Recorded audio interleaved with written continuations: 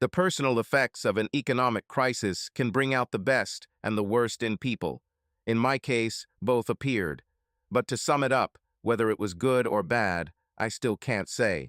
Perhaps only time will tell, although it seems I'm getting ahead of myself a little. Let's start from the beginning. My name is Priyana, and until recently my husband D.H. Rav and I were living the Indian middle-class dream.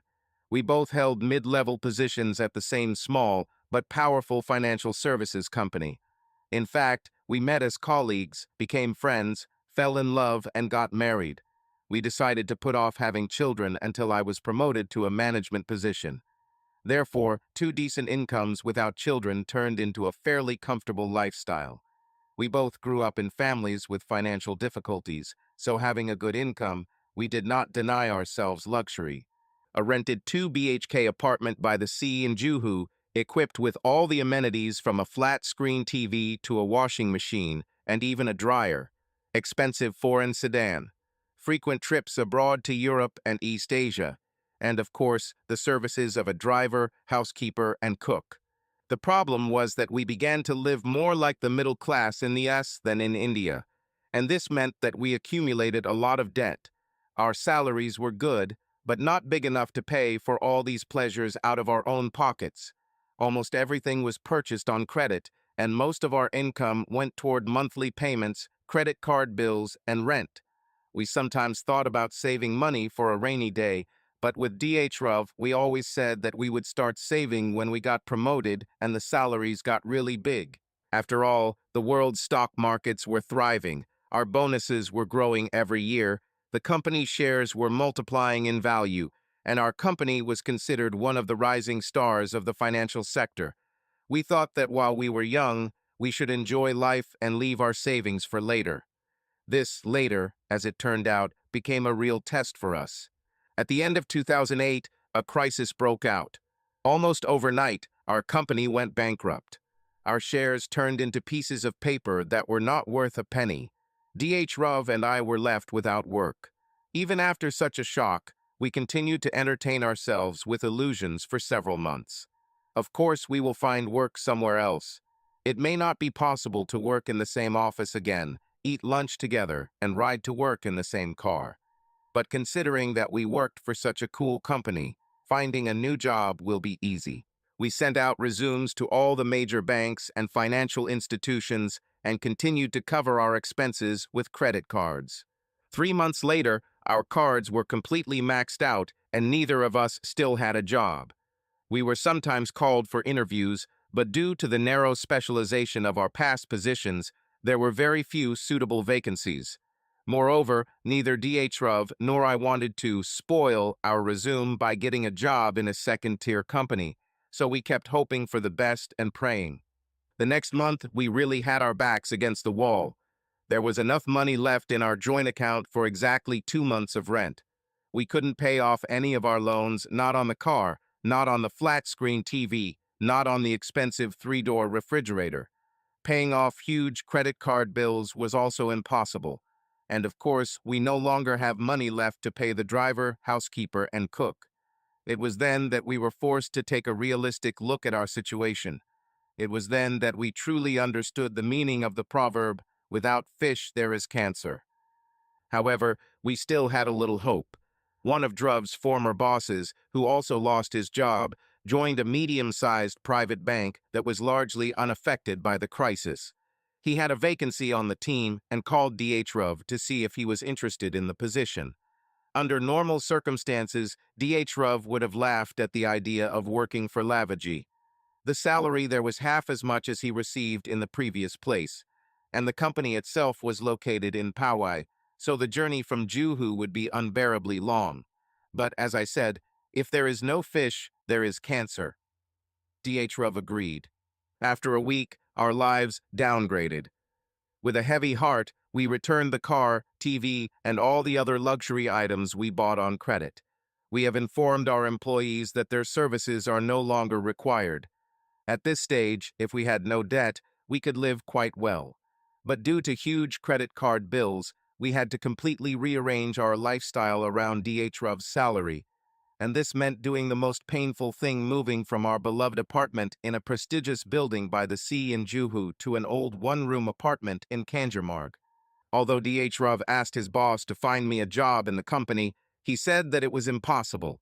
My experience was in a different field, and they simply couldn't hire me. Therefore, I remained unemployed, continued to send out resumes, and wait for rare calls with invitations for interviews. However, fortunately or unfortunately, thanks to our new, frugal lifestyle, I was not sitting around the house doing nothing. I was forced into a life I had always feared, that of a busy housewife. We could only afford a housekeeper to wash dishes and clothes, but I had to clean the house and cook food. Although the apartment was small and there were only two of us, due to many years of not doing household chores, all this took up most of my day. The problems have worsened in other ways as well.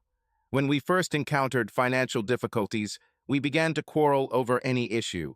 Previously rare conflicts that occurred once every 6 months have now become an almost daily norm. We fought mainly over how to spend the remaining money, but also for other reasons. Working for the same company meant that, despite the long working days, we were always close by. But now that Dhruv was staying late at work, and I was sitting at home waiting for him to return, it started to irritate me. Dhruv, in turn, became annoyed that I had become too homey. This was the bottom of our once happy relationship. Things seemed even worse that Wednesday. In the morning, Dhruv and I managed to quarrel 3 times before he left for work. At first, he was angry that I was spending too much money on groceries, buying expensive cheeses, baked goods, etc. Then I was offended when he said he would work the whole weekend. And then we both started blaming each other for not saving money when times were good. Dhruv left the house without touching breakfast, and I remained sitting, ready to cry. When I moved away from the quarrel a little, I noticed that it was almost 10 o'clock, and the housekeeper had not come.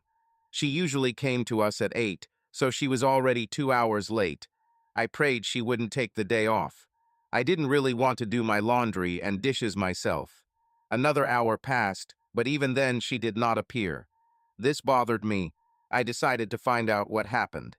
I learned from neighbors that she works in only one other apartment in our building, with an old man in apartment 43A on the 4th floor. I went up there to check if she was there.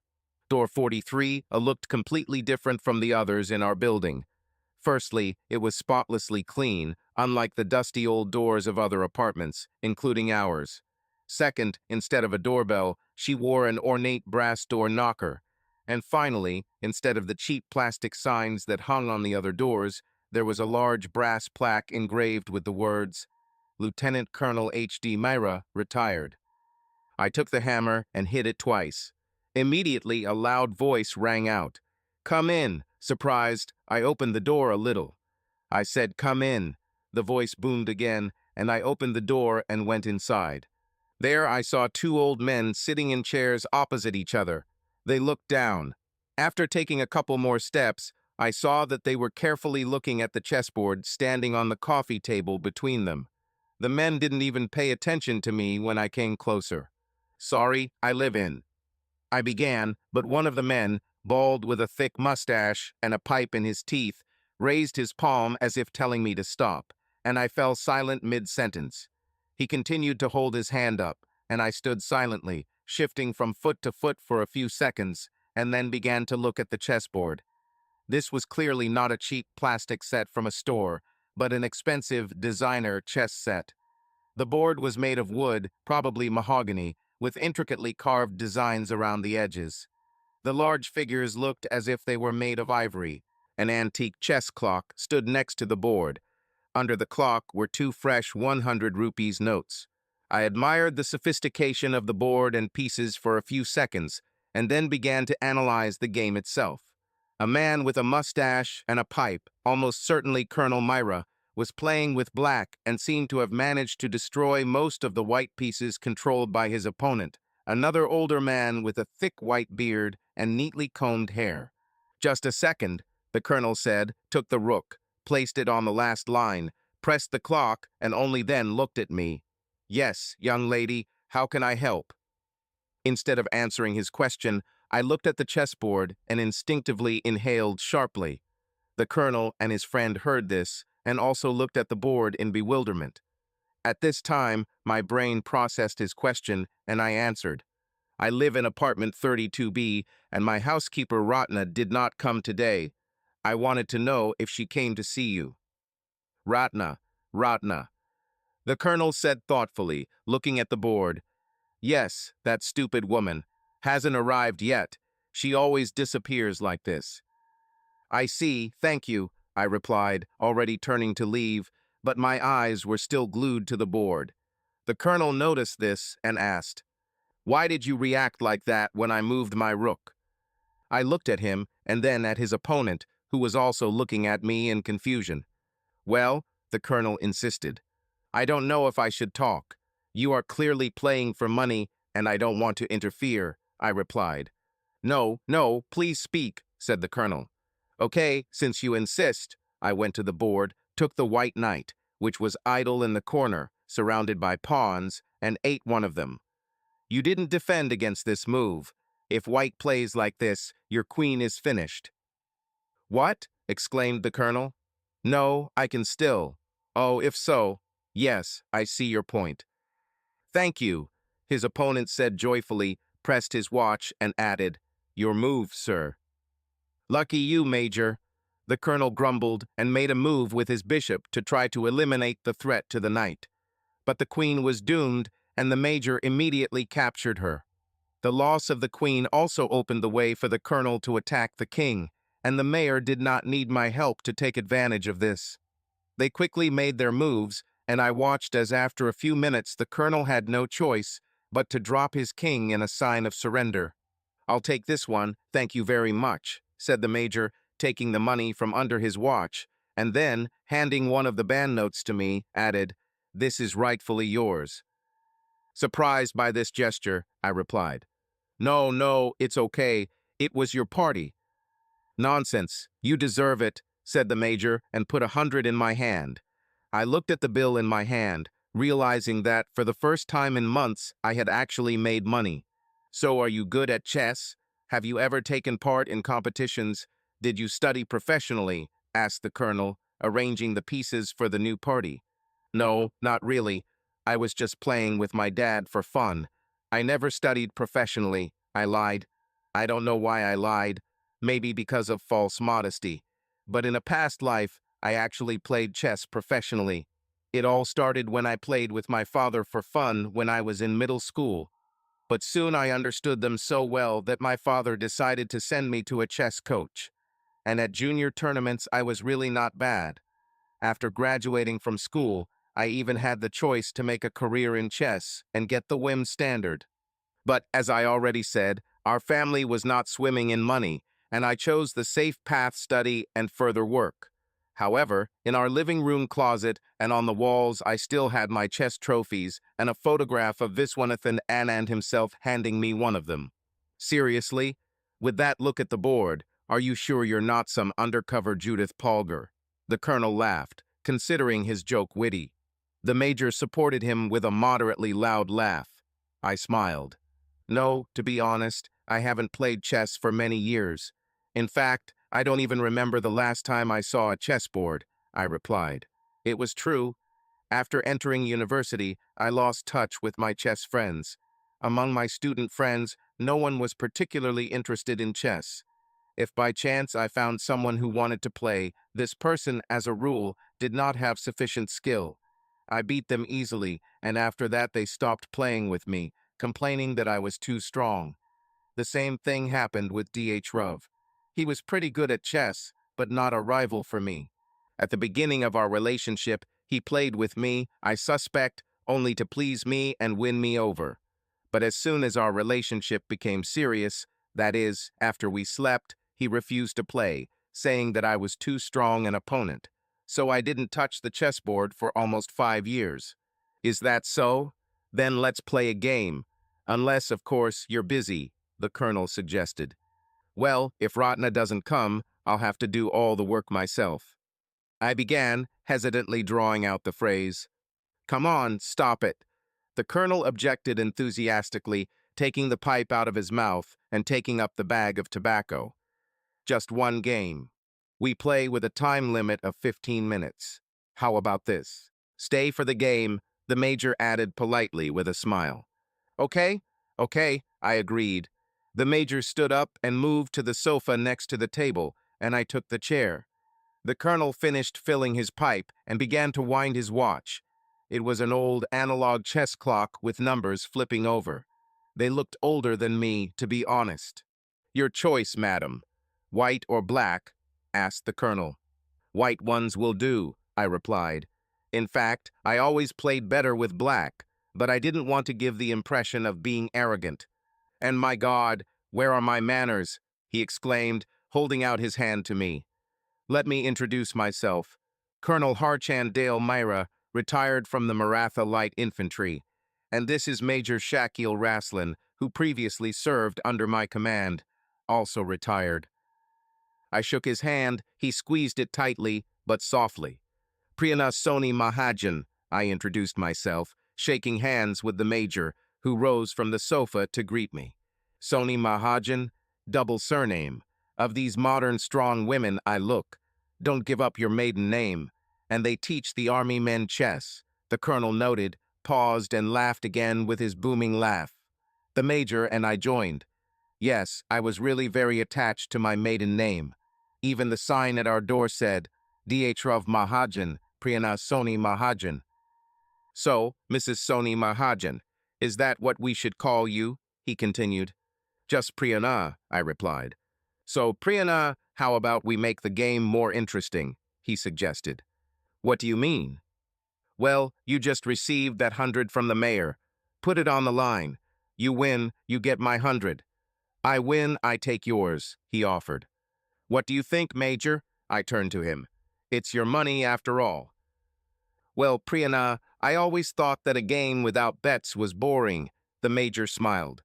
Okay, Colonel, agreed, I said, and put the banknote next to the watch. Your move, he said, and I moved the king's pawn 2 squares forward.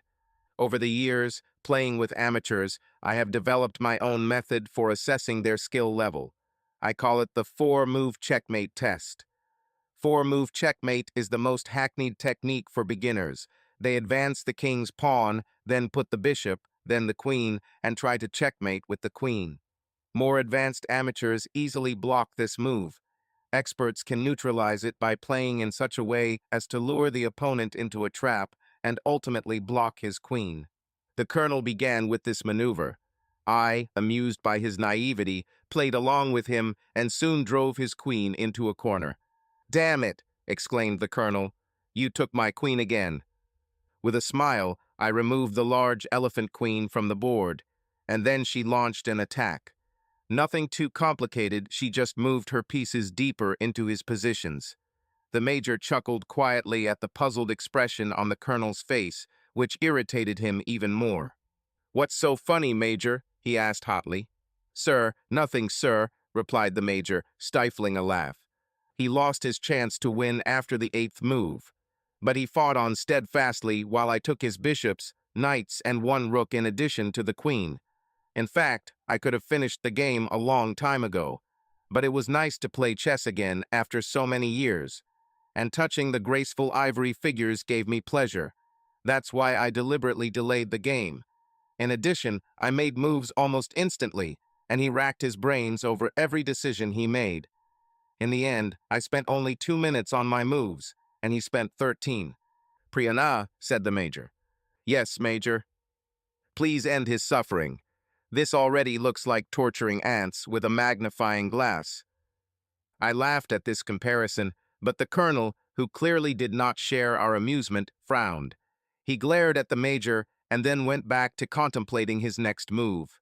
When he moved his rook in a futile attempt to threaten my king, I decided to show mercy and went on the attack. 2 more moves and checkmate. Great game, Colonel, I said with a smile. 1 more, he declared loudly, nervously biting his pipe. 1 more game. Double or nothing. Colonel, I really need to get to work. Wash things and wash dishes, I objected. Oh, stop being so helpless, he exclaimed. I'm a woman, I said with a grin, and the major laughed. Well, you know what I mean? Be brave. No, that is. He hesitated, searching for a gender-neutral metaphor for courage. Okay, Colonel, one more game. Double or nothing, I agreed. To be honest, I was hoping that he would offer to play more. I just didn't want to seem too interested. There were two reasons for this. Firstly, playing chess has always been a relaxing activity for me, and now it helped me take my mind off my stalled career growth and the financial difficulties that my husband and I were experiencing. Secondly, I won 200 rupees without any effort. In our tight financial situation, this was a pleasant bonus. And since the colonel clearly could not compete with me in chess skills, why shouldn't I take advantage of this? If the fool himself asks to be deprived of money, why not do it to me? We started the second game. The colonel again tried to play the four-way checkmate. He was convinced that last time I was able to capture his queen by accident. This time he tried to avoid the same mistake, but I had other tactics in reserve. This time I took his queen after 3 extra turns. This time I played mercilessly fast and soon checked him. The colonel did not give up. He demanded another round of double or nothing, and then another one after another defeat. By the end of the fourth game, the colonel sat frowning like a wet cat. I expected him to suggest double or nothing again, but he didn't. Well, Colonel, I asked, shall we arrange the pieces for the next game? The colonel took a deep drag from his pipe, shook his head, and stood up. He went to the mantelpiece, took out his wallet, and took out 3 500 rupees notes. Approaching me, he silently held them out. I took the money and got up too.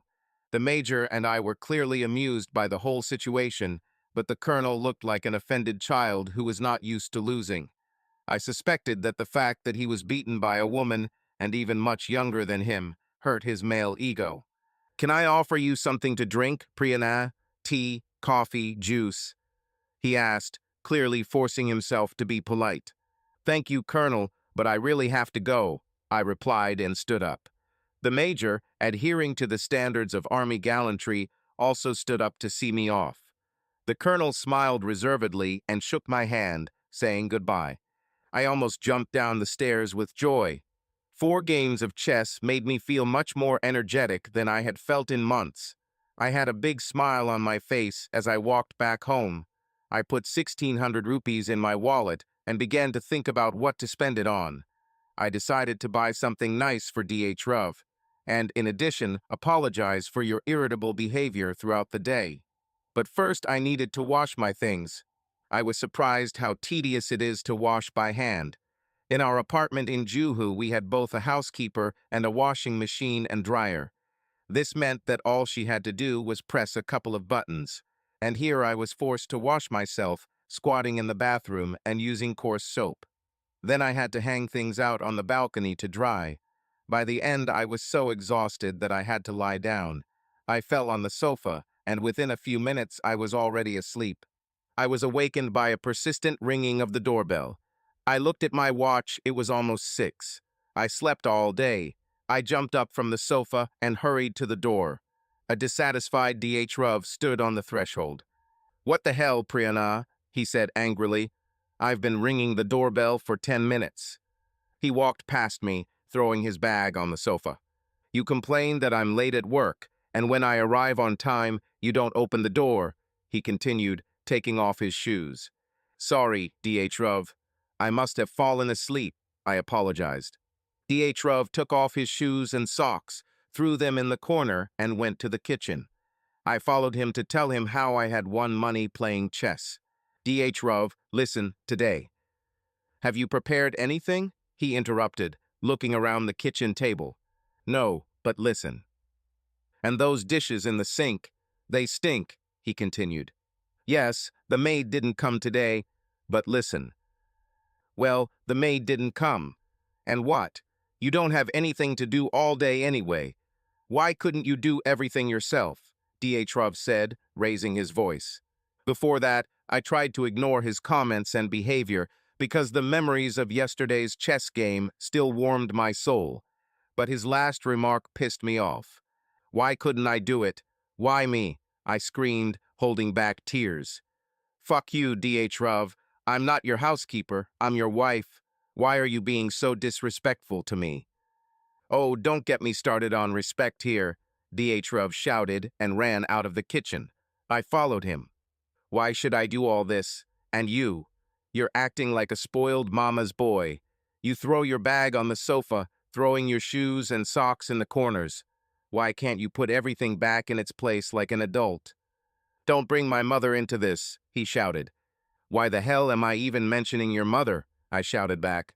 And everything went on and on. We screamed at each other for a while until I ran into the bedroom, slamming the door, to cry. DH went to the kitchen to make himself some instant noodles. We didn't say a word to each other for the rest of the evening, each expecting an apology from the other. But there was no apology. At night, we slept on opposite ends of the bed, with our backs turned to each other, as had often happened lately. The next morning, the Cold War continued. We only communicated when absolutely necessary. DH ate breakfast with his face buried in the newspaper, completely ignoring me while I watched TV. He left without giving me his usual goodbye kiss, and I didn't even remind him of it. The only bright moment of the morning was that Ratna arrived. She apologized for going AWOL, as the colonel put it. She brought some vague excuse about her son's illness. It was obvious to me that she was lying, but I did not interrogate her. The main thing is that she is here, and she has been washing dishes since yesterday. After Ratna left, I was cleaning the living room and noticed my chess trophies. I remembered how fun it was to play with the colonel yesterday. I wanted to go up to him and offer to play again, but remembering how upset he was over the defeat, I decided not to press. Instead, I started thinking about the money I won. After DH Rov's behavior, I definitely wasn't going to buy him a gift. I will keep this money and spend it on myself. I caught my eye on a beautiful summer dress from a designer boutique in Bandra. It cost 3,000 rupees. In a previous life, I would not have hesitated for a second to buy it. But with our current situation, this was impossible. I decided to save the 1,600 I won for the dress fund. As soon as I find another 1,400, I will definitely buy it. A week has passed. DH Rov and I got over that big fight, but we continued to quarrel periodically over small things. He started coming home from work later and later, and I began to wonder if he was really that busy or if he was just avoiding me. It became especially cold in the bedroom. We haven't made love for over a month now. Sometimes, when I was in the mood, he would come back too tired after work. And when he came early and tried to take the first step, I myself was exhausted from household chores. We just couldn't get it together, and we entered our longest, dry period. Life seemed like a muddy, stagnant pond, and I just floated in it like a useless sliver. And then one day, there was a small glimmer of joy. I had just finished cleaning and was about to cook when the doorbell rang. Opening it, I saw Major Raslan smiling. "Hello, Priyana. How are you today?" he asked me. "Okay, Major. How are you? How's the colonel?" I answered. The colonel, to be honest, is determined to take revenge. He's been training with me for the past week and wants to know if you're willing to give him a chance to get his money back. He sent me to invite you to another game of doubling the bet. I pretended to be thinking, although in reality I was ready to break away and run to him. Another opportunity to play chess? Certainly, and a chance to defeat the old colonel, increasing 1,600 to 3,200, of course, but I tried to control myself. I'll think about it. "If you decide to join, you know where to find us," the major said and walked up the stairs. Call it a tactic if you like, but I decided to make the colonel nervous by making him wait. I leafed through the newspaper, watched TV, and only an hour later, I took the money from my wallet and finally went upstairs. I knocked on his door. "Come in," a loud voice rang out, and I entered. The colonel was sitting in a chair in front of the chessboard. The major settled down on the sofa. "I'm glad you decided to come, Priyana," the colonel said cordially. "I admire your tenacity, but I warn you, I intend to get my money back. Did you take them with you?" I took the money out of my pocket and showed it to him with a smile. "Great. Then let's begin.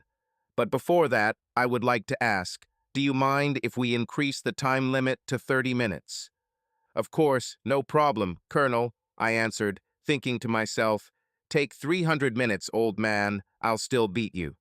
And we started. We cast lots, and the Colonel chose the white pieces, which suited me quite well. I noticed that he gave up trying to do the four-way checkmate. Instead, he began with a more elaborate classical opening, the Spanish part. Classic Spanish torture. It was clear that the Colonel was really prepared. He began to think through his moves in advance, and now I could no longer rely on his mistakes like last time. The Colonel turned out to be familiar with the basic defensive and counterattack strategies that Black usually uses against the Spanish party and successfully blocked my attempts. After about 10 moves, however, I was still in control of my pawn structure. The Colonel, with his white pieces, never managed to gain the advantage that is usually achieved when playing a Spanish opening. I have to give him credit. He made me sweat a lot. Although he again spent a lot more time than I did, I had to think through my moves significantly longer than last week. By this point, I was already tuned in to defend Schliemann. Having strengthened my position, I went on the attack on the king's side. And then it became clear that the Colonel had overestimated his strength. His memorized moves and countermeasures ended, and he again began to play instinctively, thinking at most 1 or 2 moves ahead. The outcome was a foregone conclusion. First I took his horse, then his elephant. After that, finishing him off was a matter of technique, which I did without delay. This time the Colonel did not wait for checkmate, as beginners do, and surrendered 3 moves before the inevitable. You played well, Colonel. It's true, I said, trying to be generous, remembering how upset he was after the last defeat. But this time he took defeat calmly. You are a really good young lady. You should play in tournaments or even get a professional coach, he said. I felt a pang of conscience. The Colonel still believed me. He thought that chess was just a hobby for me and that I had never studied with a coach. It was obvious that I was deceiving him. I beat an elderly man and took the money that he probably received from his military pension. It was selfish. I decided to confess and return the money to him. I already opened my mouth to tell it like it is, but then he added something that made me change my mind. I mean, you're really good. For a woman, he said with a barely hidden grin. For a woman? I asked, raising my eyebrows. Yes, of course, you beat me. But I'm an old man. My convolutions are no longer what they used to be. But you can't beat me all the time. Honestly, Major, do you think a woman can beat me at chess for a long time? He looked at the Major. Sir, the mayor looked like a deer caught in headlights. He clearly didn't want to agree with such a sexist statement, but he also didn't want to openly contradict a senior in rank, even a retired one. You heard me, Major, boomed the Colonel. I don't know, sir. Well, she's really good, the Major mumbled, but stopped short under the sharp gaze of the Colonel. Okay, then another game of double or nothing, said the Colonel, slapping his thigh with a flourish. Right now? Certainly. I couldn't wait to win money from this old chauvinist again. Not now. The Colonel clearly did not expect my readiness. I need to practice a little more. In a week. And in the morning. I always think better in the morning than in the afternoon. So the rematch is at 08:00 next Thursday. I won't be able to do it this early. I need to prepare breakfast for my husband, wait for Ratna to finish her work, and... I started to object. Okay, so what time is convenient for you? He interrupted impatiently. Maybe 9:30, 10. When Ratna finishes, I will come, I said. Wonderful. Then we agreed. The Colonel took 600 rupees from his wallet and handed them to me. It's just for safekeeping, Priyana. Don't waste them. Remember, next time I will definitely win, so you'll have to pay that money back. We'll see, I said, trying not to gloat or look overconfident. When I left the Colonel's house, I was in 7th heaven. Now I have 3,200 rupees. Finally, I could buy my favorite summer dress. I decided to go to Bandra right away before someone else bought this dress. As I was getting ready to go, I thought for a moment, there will be a rematch after all.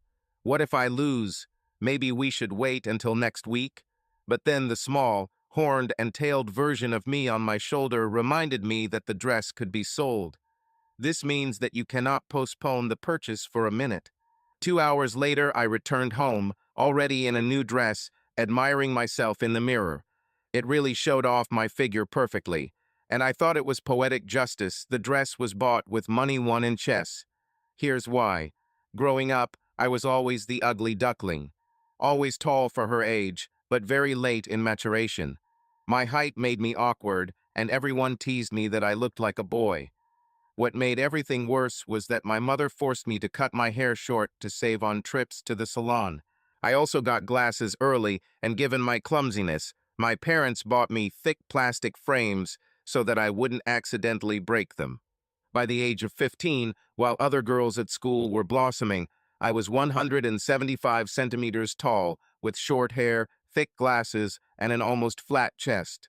My nickname was Giraffe, and no boy ever passed me notes in class. I found solace in chess. The girls were superior to me in everything else, but no one could beat me at chess. I began to get seriously interested in the game, trained for hours, and became a real chess nerd. My obsession with and love for chess formed a vicious circle. At school, girls teased me and boys completely ignored me. I stopped even trying to look attractive, settling for loose shirts and baggy jeans or salwar camis.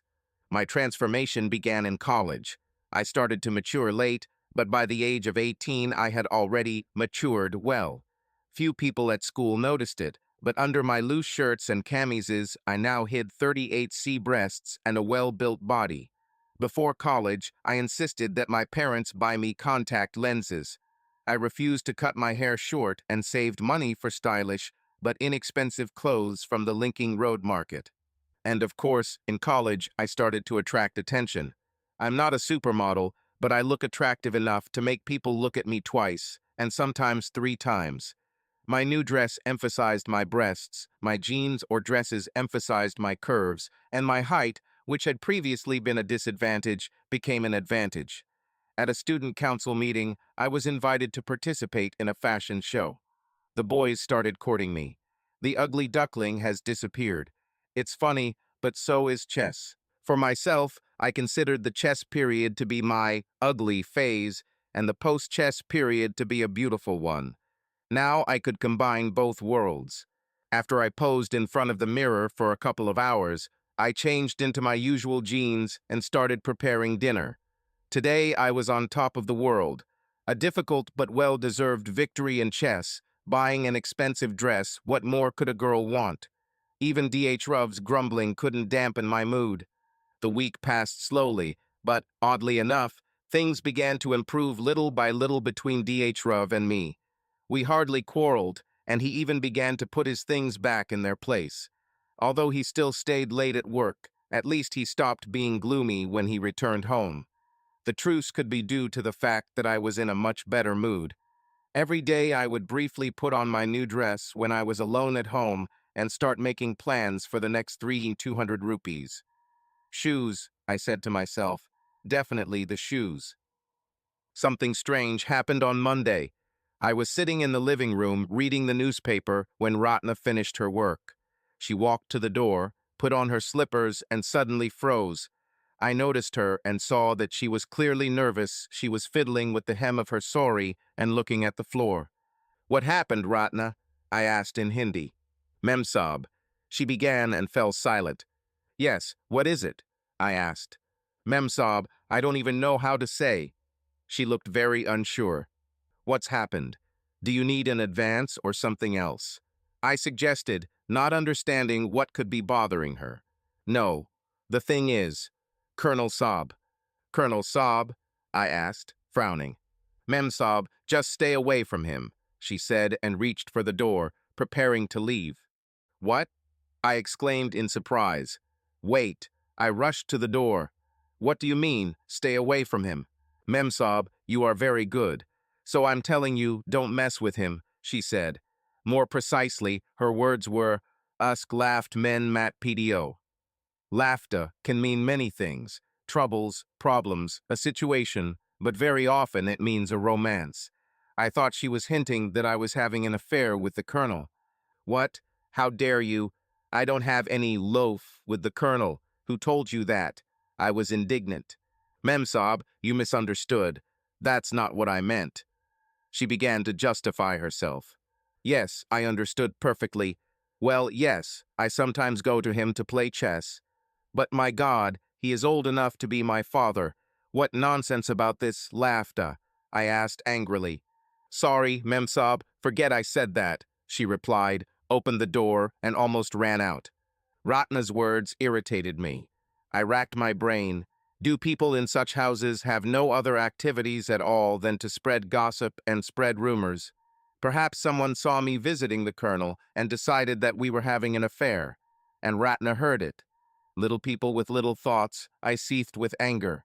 The next day, when Ratna came to work, she tactfully remained silent, and I also did not raise this topic. Finally, Thursday came, the day of my big match with the colonel, the day I was going to win another 3,200 rupees for new shoes. I got up early, took a shower, and put on my designer dress. I decided that a chess match was a great excuse to wear the dress I bought with money from the last game. I put on an apron so as not to spoil anything while cooking. If Ratna, standing nearby at the sink, noticed my new dress, she did not show it. I usually wore t-shirts and jeans or sweatpants at home. Dressing so beautifully at home in the morning is rare. I was in seventh heaven in my new dress with anticipation of a new victory. So much so that I didn't even notice how thoughts about chess distracted me from cooking. I set breakfast on the table and called Dhrov to join. He walked up to the table and didn't even pay attention to my dress. He was always bad at these things, and I knew he wouldn't notice. He had some printouts in his hands and looked busy studying them. Without saying a word to me, he sat down, cut off a piece of the omelet, and popped it into his mouth. Ugh, he said, spitting it out. What the hell? What's happened? I got worried. There is no salt at all in this omelet. It's absolutely tasteless, Dhrov said irritably. Then he picked up his cup of tea, took a sip, and winced. And there is no sugar in tea. Crap. Sorry, Dhrov. I was distracted, I said, rushing to the kitchen to get sugar and salt. Absent-minded? Ha! He snorted contemptuously, raising his voice. How can you be distracted? You sit at home all day, doing nothing, and you can't even do simple things like add salt and sugar where needed. Shut up, Dhrov, I blurted out, holding back tears with difficulty in front of Ratna. Don't make a mountain out of a molehill. HMPH. Mountains, hills. He muttered as I walked out of the kitchen with salt and sugar. Okay, leave it. I'm leaving. I'll have breakfast on the way. Come on, Dhrov. I prepared this for you. Don't go on an empty stomach. You sound like you prepared something delicious. It's a damn omelet, Priyana. Even children can do it right, but not you, he said, putting on his shoes. Okay, if you don't want to eat, don't eat, I screamed. Ratna, who was standing at the kitchen door, looked at me in surprise and hurried back to the kitchen. Another whim. I can't deal with this nonsense now, Dhrov said, taking his bag and heading towards the exit. I was so angry at his words that I was stupid that I grabbed the plate with his untouched omelet and threw it in his direction. But he had already closed the door, and the plate hit it with a crash. When I looked at the mess I had made, I sat on the chair and cried, not caring that Ratna could see it.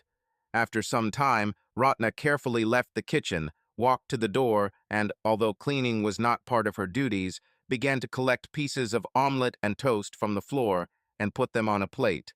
She then took a cloth from the kitchen and wiped the floor. By that time, I had already stopped crying. It happens, Memsob. This is marriage, she said quietly. I was silent. My husband behaves like this too. And because of this, I made mistakes, she continued. But you are smart, educated. You can't make mistakes. Mistakes, I said. What nonsense are you talking about? Any mistakes.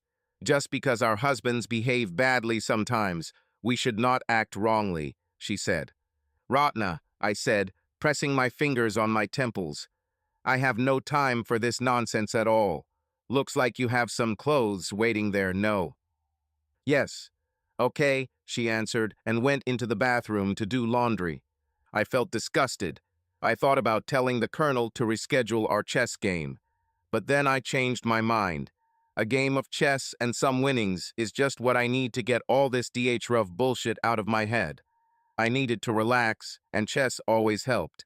In fact, I needed to relax before I started crying and getting upset again. I went to the sink, washed my face, and dried my face. Then she took off her apron and went to the bathroom. Ratna, I'm leaving. When you're done with your clothes, just close the door and the latch will close itself, I said, and turned to leave. Wait, said Ratna. Where are you going? What? It's none of your business where I go. Do your work, Ratna, I responded irritably to her curiosity. You are going to him, aren't you? Don't go, Memsab. Just stay away from him, Ratna started saying. But I was already leaving. She said something else, but I no longer heard, slamming the door behind her. You're early, the colonel smiled when I entered his unlocked door. Yes, let's get started, I said sharply and sat down on a chair. No hello, no good morning, the colonel grinned, sitting down opposite. I have no time for this now, Colonel. Just let's play, I snapped. Okay, but show me the money first, he said. What? I asked. Money, 3,200 rupees. Let's put them on the table, he said.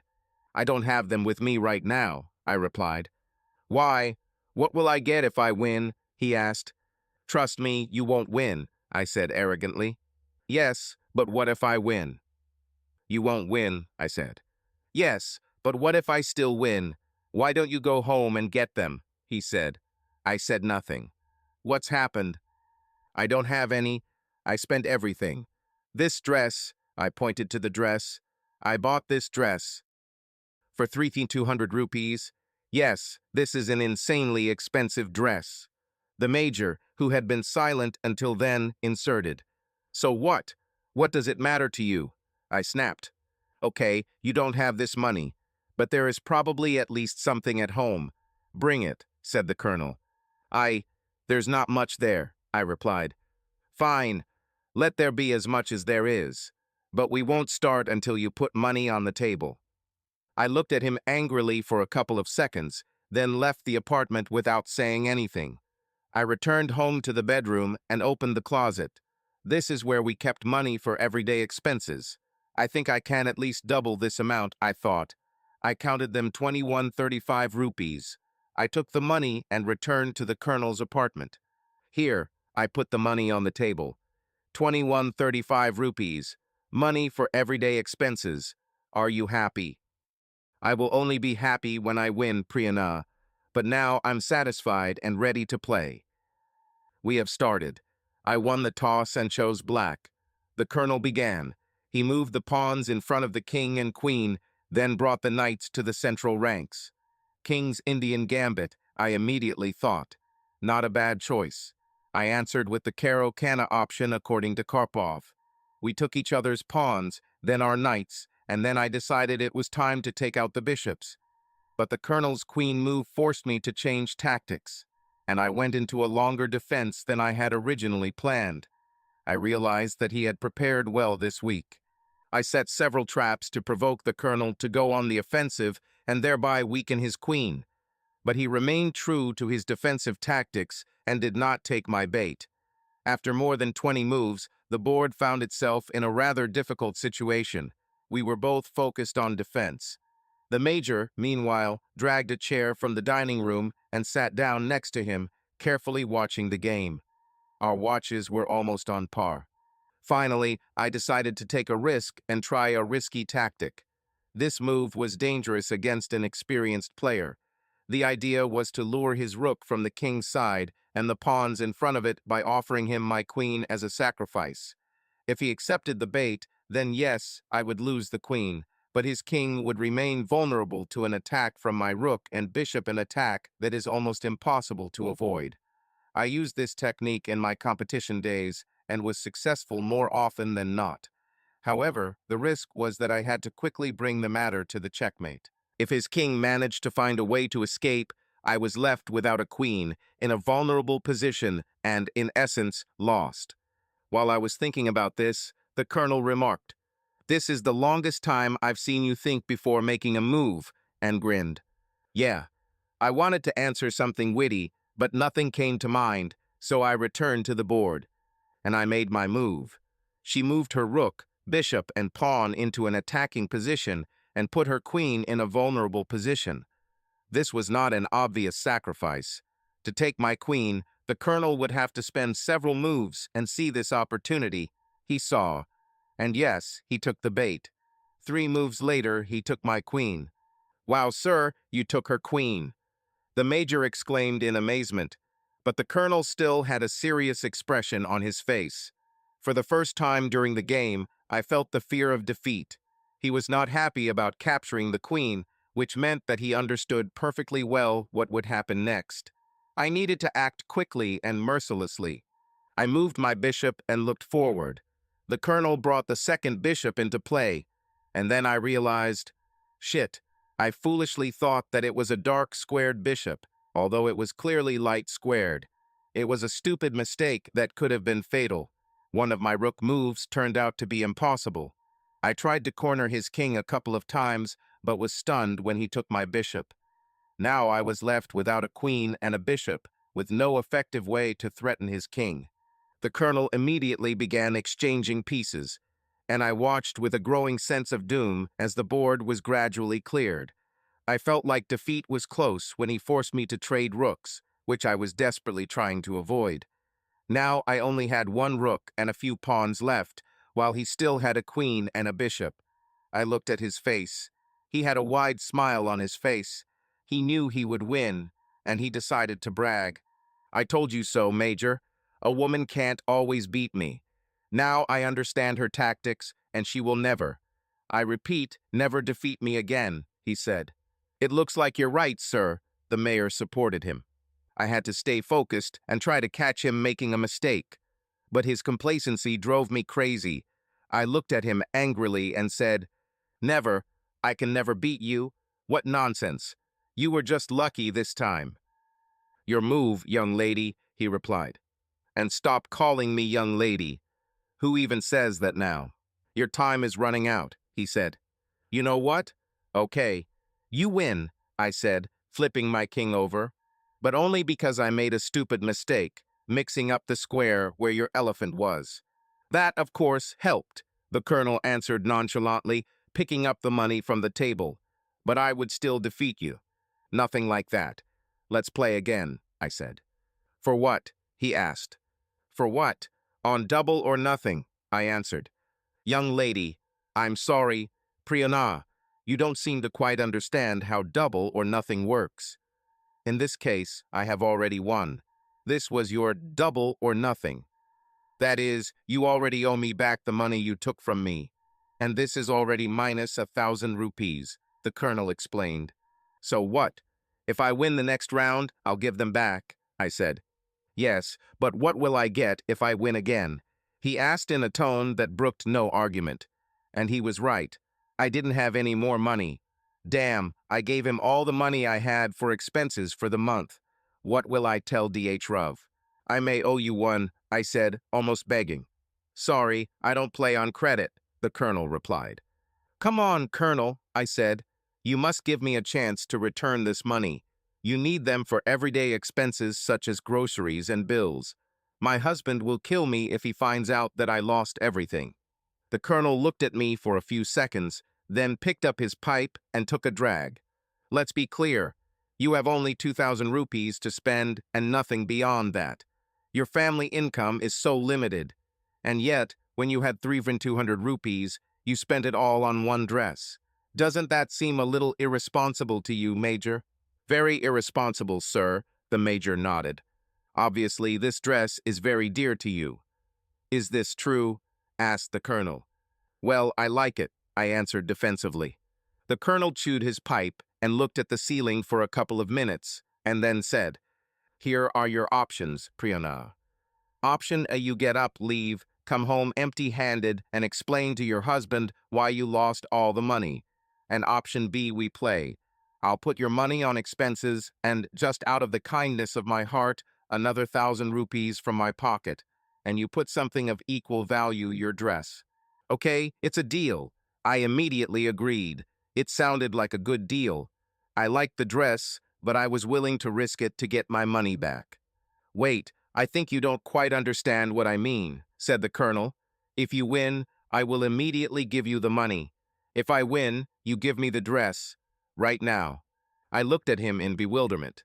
Yes, if I lose, I'll go home right away, change into something else, and give it to you. I trailed off as he started shaking his head. It's not right now. Right now is right now. You lose, take off your dress and give it to me, said the colonel.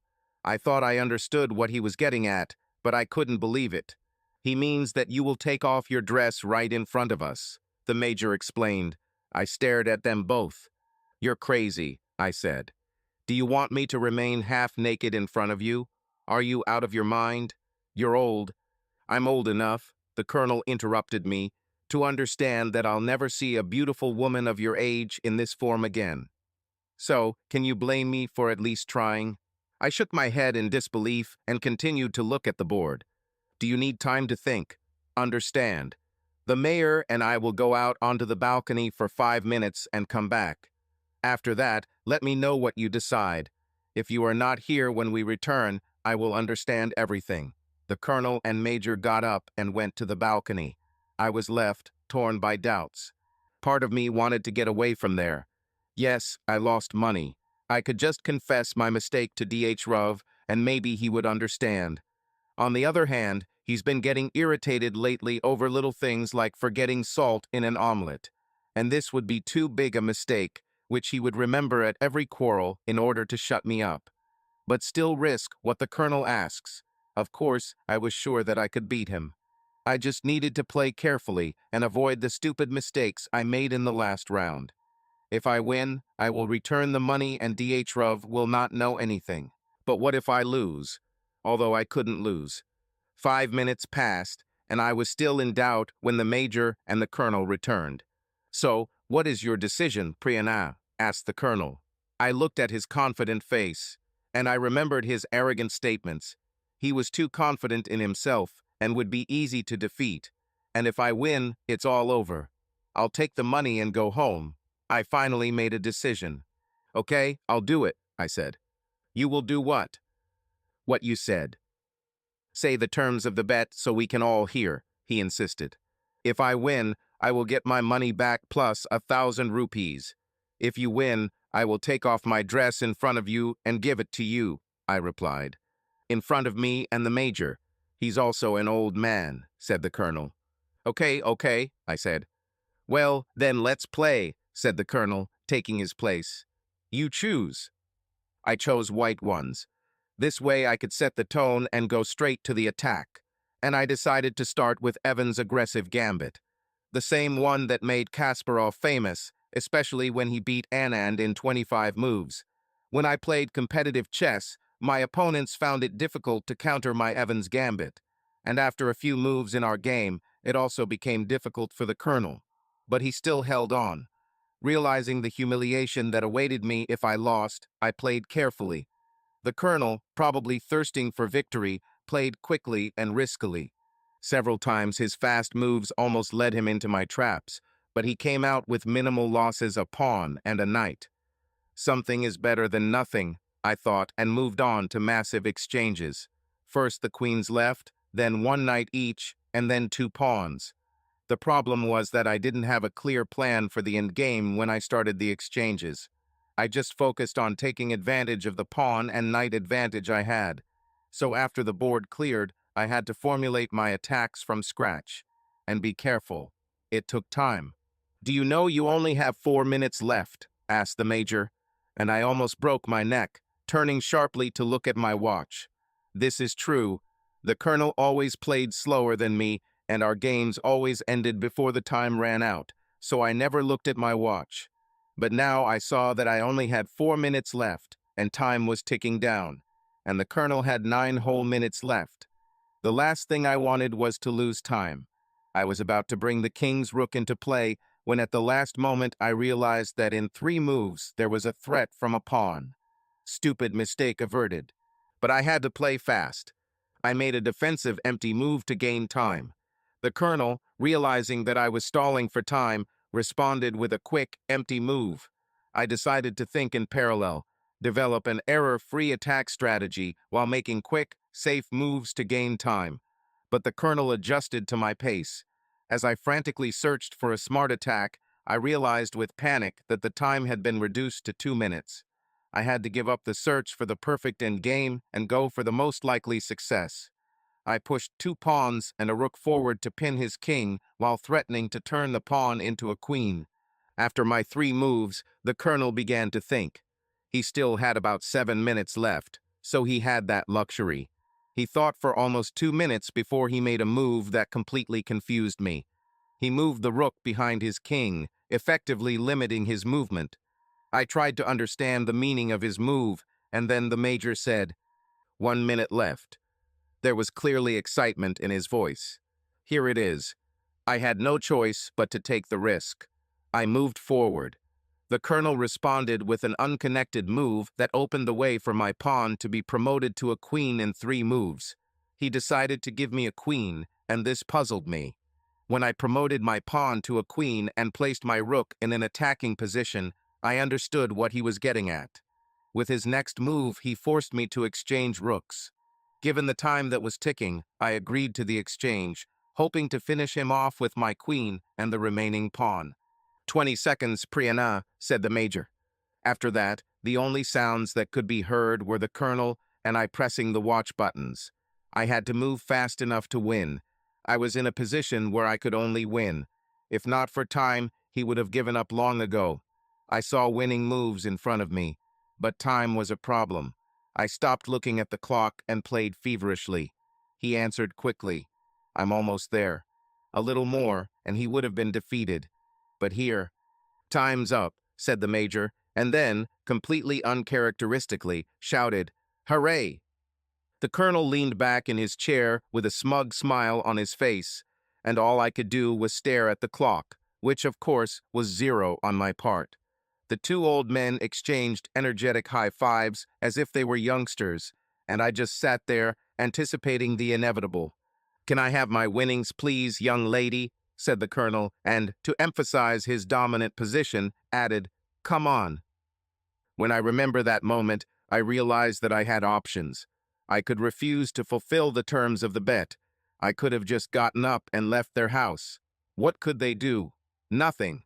But then my mind perceived the next step as inevitable. And now I think, maybe I wanted to do this. After a long period of calm in my relationship with DH and constant arguments, perhaps I craved male attention. And the thought of 2 old men getting aroused by looking at me like that probably turned me on. Maybe. Silently, I stood up from my chair. She reached behind her back and slowly lowered the zipper. Then, very slowly, more out of excitement than with any intention of seduction, I began to take off my dress. As the dress fell below my chest, the 3 of us were struck by a stunning truth. Their surprise, evident in their wide eyes, was expected. How could they know? But how could I forget that the dress has subtle but snug support in the chest area that extends to the back? This meant that you didn't need a bra with this dress, even if your breasts were as big as mine. And if you do decide to wear a bra, it should be strapless. Otherwise, the straps would look awkward around the shoulders. This morning, in my haste to prepare breakfast, I couldn't find my strapless bras and decided to go without.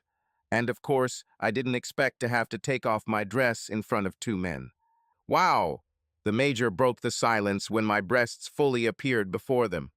"Well, this is an unexpected surprise," said the colonel. "I thought I'd have to win another game to see it." I forgot. "Sorry," I said weakly, holding the dress at waist level. 2 old men looked at my chest with hungry eyes, almost ready to pounce. Luckily, they didn't. They remained in their seats and continued to watch. Finally, the colonel said, "Well, you still have to give me the dress, so take it off completely." Reluctantly, I pulled the dress all the way down and stepped out. "And for a second, I thought that she wasn't even wearing panties," the major remarked. Fortunately, this was not the case. I was wearing panties, although given the situation I wished they were more modest. They were black lace panties, partially transparent. There wasn't much to see, but their delicate appearance always turned on Ruv, and I saw that it had a similar effect on the two old men. "Come here." The colonel extended his hand, and I gave him the dress. He took it and went to the bedroom. I heard the sound of a closet opening, then it was closed, and the jingle of keys told me that he had locked it. Meanwhile, the mayor walked around me and ended up behind me. I realized that he was looking at my ass. "Oh, how I appreciate seeing you like this, Priyana," the major said. "It's a pity that I can't see both your front and back sides at the same time. I just can't choose." The colonel returned to the living room and came up to me. He didn't touch me, but he looked at me closely. Then he nodded approvingly and sat down in his chair. "So, young lady, what now?" he asked. "What now?" I asked stupidly. "If you're planning on going home, well, I'll say this, it would be a brave move to go out like that, and in broad daylight at that," he said. "A what?" I asked, and then it dawned on me. I was so confident that I was going to win this game, so focused on thinking a few steps ahead on the board, that I completely forgot to think about offside steps. After I lost my dress, how was I going to go home? I didn't think about it at all. Walking in one bra and panties would be enough. But walking in these tight panties with bare breasts. "Come on, Colonel," I said. "You received the dress. You saw what you wanted and even more. Now just give me the dress. Please." "You're right. I saw what I wanted and even more. But this only whetted my appetite. Isn't that right, Major?" said the colonel. "Yes," agreed the major, standing behind me and again looking at my ass. "I'd also like to take a closer look." "So what do you say, Priyana? Another batch?" suggested the colonel. "What?" I said. It hasn't fully dawned on me yet what's going on. I couldn't believe I was standing almost completely naked in front of two men twice my age. And I could not understand what the colonel's proposal meant to put on the line, the last piece of fabric that separated me from complete nudity. "Okay, the odds are stacked against you right now. So I'll equalize them," he said. "If I checkmate you in 20 moves or less, you will be left completely naked. If you hold out for more than 20 moves, I will return your dress and money, and forget about the timer. No time limit. Think as much as you want. Does this sound like a fair deal?" I looked at him blankly and thought about what he had said. It actually sounded fair, even in my favor. No matter how well he played, I could last more than 20 turns, especially without a time limit. If there had been no timer in the last game, I would have won. There was no way he could win. But still, the thought of putting my nakedness on the line was too shocking. As if reading my thoughts, the major said, "Priyana, obviously this is a deal you will win. You hesitate only because you are afraid of being completely naked. But think logically, how big is the difference between what you're wearing now and complete nudity? This is not something you can go out in." I was about to answer something when there was a knock on the door. I almost jumped in fear, remembering that the door was unlocked, as always. If the colonel had shouted, "Come in," whoever was outside would have walked in and seen me standing there in just my black panties with my breasts exposed. Fortunately, the colonel did not do this. He said, "Go to the kitchen so you can't be seen. I'll see who's there." I rushed into the kitchen and leaned against the wall, my heart pounding as I wondered how this ordeal would end. I tried to listen to the conversation, but the voices were too muffled. About a minute passed, and I heard footsteps heading towards me. I assumed it was one of the two men, but imagine my surprise when Ratna walked in with a broom in her hands. I shuddered at the sight of her and instinctively crossed my arms to cover my chest. She looked surprised, but not for long, just a few seconds. Then she looked at me, shook her head with regret, and walked into the room. "I told you so. But you didn't listen. Now go. They are calling you," she said. "What?" I asked stupidly, still keeping my arms crossed over my chest. "I told you to stay away as long as I could, while you could still control the situation. Now there's nothing you can do," she said, sweeping the floor next to me. It's not what it looks like. This. I tried to find words to explain how I ended up almost naked in the old man's kitchen. With him, it's never what it looks like. But now it's too late. Go and accept your fate. They're calling you, she said, crouching next to me to sweep. I stepped over her broom and headed for the exit, but she said, "And Memzahib." I stopped and turned around. "Just remember, I'm powerless. Whatever I did, I would rather not do it. But now I have no choice," she said, looking at the floor. "What do you mean?" "Just go," she said. I returned to the living room, where the two men were again sitting in their seats. "So, Priyana, what have you decided?" asked the colonel, chewing his pipe. "If I don't checkmate you in 20 moves in a game with no time limit, you get everything back. If I do, you lose these cute little panties." I looked at him, then at the major, surprised that neither of them thought it necessary to explain why they allowed the maid to come into the house and see me in this form. But now it was useless, she had already seen me. The best I could do was minimize the damage. Win your clothes and money back and go home. I knew there was no way he could defeat me in 20 moves. "Okay," I said and sat down at the table. The colonel played with white, I played with black. Our first moves were fast. After 4 moves, I was at a loss. The colonel again tried to use the 4-way checkmate. What the hell? Is this a trap? I didn't know of any way he could save the queen after my next move. And after that, all I could do was force exchanges, and then it would become impossible to win in 20 moves. Since there was no time to think, I thought about every detail long and carefully. Meanwhile, Ratna entered the living room and started sweeping.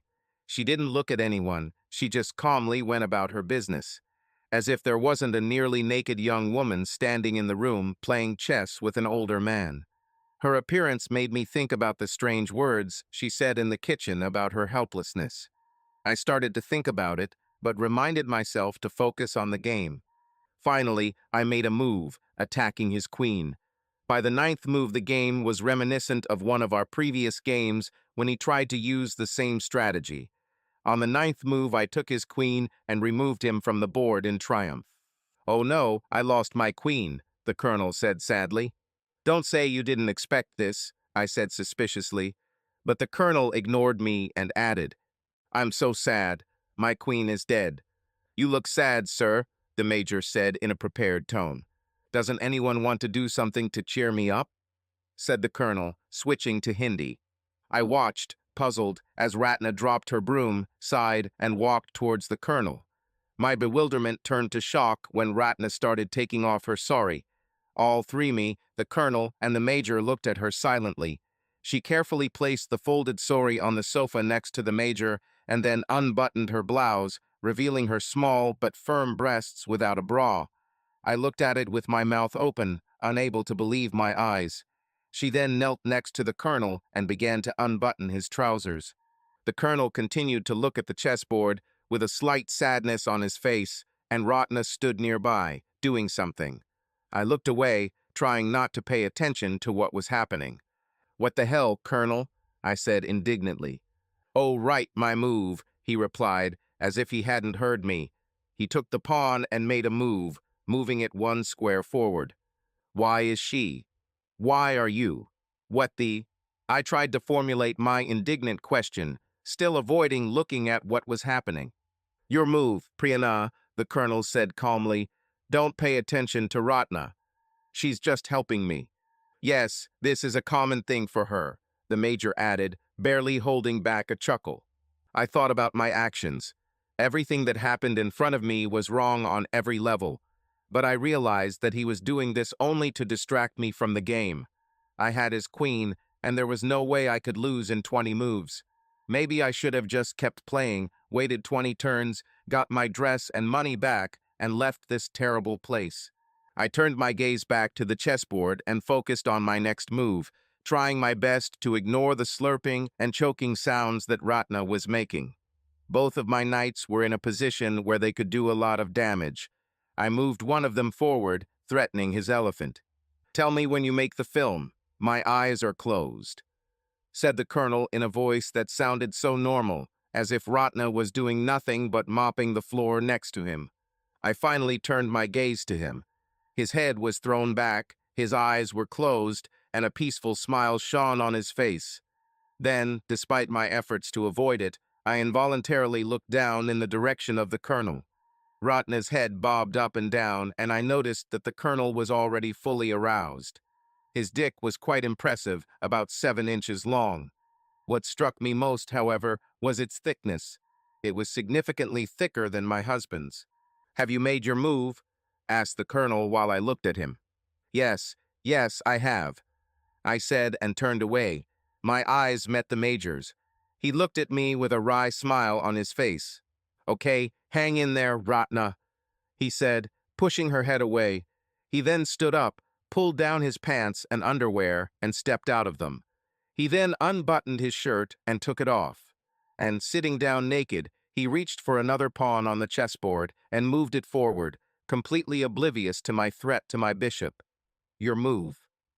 I looked in amazement at the colonel's naked body, then at the chessboard. I was surprised at how healthy the colonel was even at that age. Not an ounce of fat on his torso, although it was covered with thick gray hair. And I was surprised by his move, because he now gave me not only his queen, but also his bishop. How the hell did he think he would win from here, forgetting about winning in 20 moves? Was there some kind of trap? "Major, I'm very sorry," the colonel said as I continued to contemplate my next move. "Where are my manners? Please help yourself." I was puzzled and looked at the colonel and then at the major. "Thank you, sir," said the major and got up from the sofa. I watched in surprise as he also began to undress. He carefully folded each of his clothes, took them off, and placed them on the sofa. When he took off his underwear, I noticed that he was ready for what was happening, but his appearance did not attract as much attention as the colonel. The major, kneeling behind Ratna, reached under her waist and untied the knot of her petticoat. She continued to interact with the colonel and did not even resist when the major removed her petticoat. Within seconds, all three were naked. I found myself in an unusual situation a few minutes ago in clothes, among 3 dressed people, and now they were all without clothes, and only I still retained some degree of dignity. But this did not bring me any comfort. Rather, it caused me some anxiety. A long absence of intimacy left its mark, and now 2 men with good physical shape stood in front of me. Yes, they were much older than me, but they still left an impression with their smartness. The major approached Ratna, and I was not surprised when he decided to continue his participation in what was happening. Ratna made a muffled sound as he began his movement. I felt some excitement watching what was happening, while the major, smiling, noticed my gaze and continued his action. "Isn't it time for you to make a move, Priyana?" The ambiguity in his question was so obvious that the colonel could not suppress a short laugh. I turned my gaze back to the chessboard and took the colonel's bishop. "Your move, colonel." Having said that, I was surprised at how hoarse and breathless my own voice was.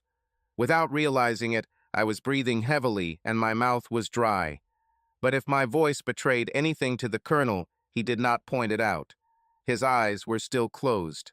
"Did she take the bishop, Major?" he asked. "Yes, sir." "Move the pawn to a 3, he said. The major, without being distracted, made another move, moving the pawn. This was another step that seemed insignificant to me. If he had some cunning plan in mind, I couldn't catch it. His movements were calm and confident, but their essence remained a mystery to me. Now I had the opportunity to win in 20 moves, and I was focused on finishing the game as quickly as possible and leaving this strange place. Each move seemed like a step towards liberation, but what was happening around me was very distracting.